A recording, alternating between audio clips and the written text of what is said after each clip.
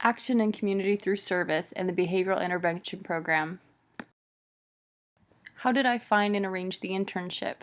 Well, I've worked with ACTS in the past through various service opportunities in my youth, and I thought that this would definitely be a good place to start to try to find an internship. I went in not knowing what exactly I wanted to do with the organization, and they found me a wonderful home with the Behavioral Intervention Program. This program is one that helps men and women who have both been perpetrators of domestic violence work through their anger and learning healthy relationship skills and how to have healthy relationships. How did I benefit the site I served at? I was there as a volunteer facilitator once they allowed me to come into groups. The community that I live in has a tremendous need for strong, committed, and smart people to help facilitate these groups. My background with this bachelor's degree in family studies is a great help and asset to them. Many of the people who come to them don't have a degree specifically in this field, and some just have a certain amount of training or experience.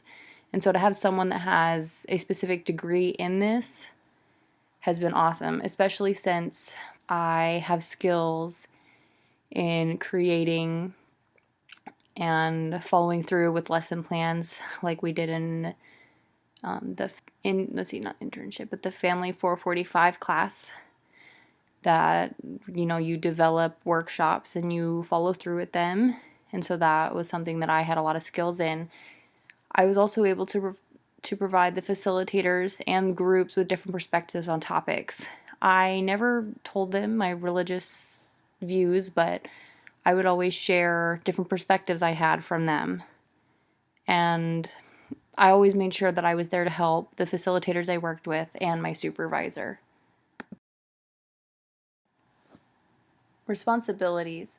Some of the responsibilities I had was that I had to complete 36 hours of training. 16 hours were just general about ACTS and what they do, and learning about their helpline, which is pretty much just a crisis helpline that we have callers for suicide, domestic violence, child abuse, some people who just want to talk. And so it was all about learning to talk on the phones and just other general things to do with the company and themselves. And then there was another 16 hours specifically geared towards domestic violence. And with that domestic violence training, it allows me to work anywhere within turning points.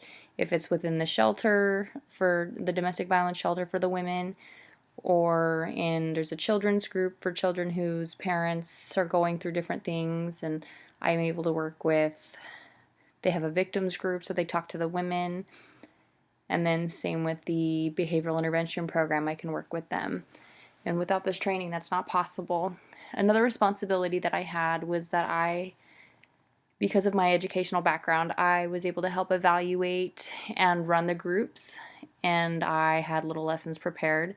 I also had to attend group weekly, and by doing this, I created a more comfortable feeling with the men and women in the group, so that they were able to share and they felt that they could confide and just share what was going on in their week and what exactly landed them in there, and they didn't feel judged. I always wanted to make sure that they never felt that way. How did I benefit personally from the experience? Well, definitely I learned a lot about myself during my time with the behavioral intervention program. I was able to see things that I had not noticed in me before, like I was able to analyze my own relationship and different things that I do, and to apply what I learned in the program. I definitely learned a lot more from teaching in that class than I did learn a lot sitting in it, but I learned a lot from teaching, not only from me, but from those around me. The story of us, so the stories that they shared, their personal stories, what happened in their day-to-day life, what happened in their past, was an amazing learning tool, and that's something that you'll learn about throughout the entire degree program. And another way I benefited is that I've been able to strengthen my relationship with my husband, especially now since we've had a baby and we've been married for a little over 3 years. This has definitely been something that has helped me to control a lot of the situations that we have, even though some of them are way out of your control. But I'm able to sit down, talk. I have got more skills on how to handle confrontation and how to have a better, healthy relationship. And I'm glad that I'm able to practice that so then I can help teach that to others. Connection between my coursework and what I had experienced. The Family 300 Marriage Enhancement class, where there's a lot about communication, is one that definitely that theme stood out strong. I remember practicing reflective listening and paraphrasing, and this was definitely helpful when trying to talk to people who are in crisis and other people who have a lot of different things going on, because you don't want to solve their problems. You are only there to listen. And we do the same things in our families and other relationships that we have. I know there's sometimes where your spouse or your boyfriend or girlfriend is going on and on about something, and you just want to help them solve their problem. But we need to be able to listen and to reflect what we're listening and let them know we are actively listening to what they're doing. And just like you'll see definitely time and time again throughout all of the classes, there's a video called "It's Not About the Nail," and it's just about a woman who's got a nail in her forehead, and she's trying to talk to her husband, trying to go over things, and he says, there's this nail in your forehead, and she's like, no, you're not listening to me, talk to me. And eventually she's like, it's not about the nail, which, sometimes you just have to listen and let people talk. There's a time to talk, a time to listen. And with this, we all need to be able to communicate effectively and efficiently so that things are not misconstrued. That way, the less miscommunication you have, the more likely the person you're talking to is going to receive the information that you have.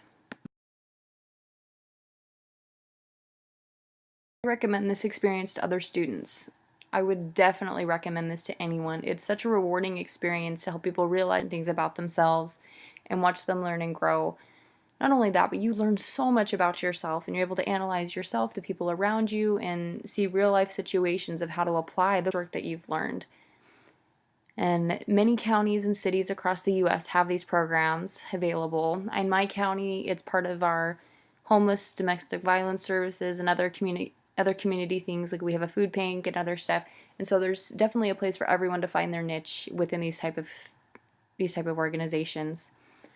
For my program specifically, to get involved, you contact them through their website and sign up as a volunteer.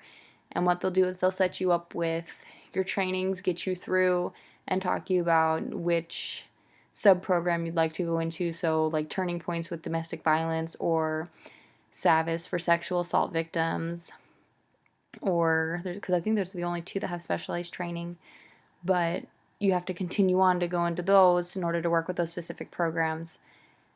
And I would encourage you to look and see where the closest one is to you, so you could see about possibly volunteering with those, because it is an awesome and a rewarding experience.